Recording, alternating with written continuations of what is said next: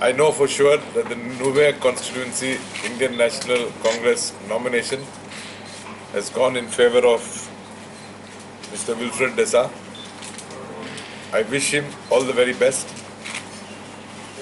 I would also like to take this opportunity to congratulate senior Congress leaders who opposed my nomination,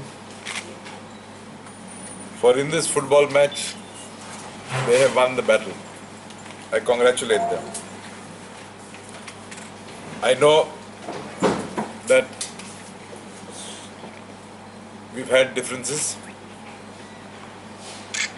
They've opposed my nomination because they had many a personal score to settle against me, including issues when I was the Power Minister of Goa regarding power bills, besides other things. I have been informed by senior All India Congress Committee members that the church has opposed my nomination.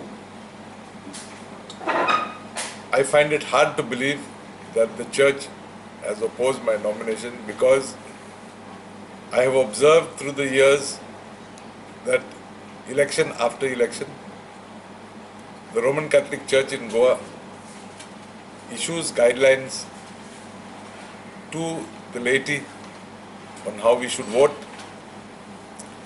But I find it hard to believe, because the guidelines have never even told us whether we have to vote for this political party or that political party.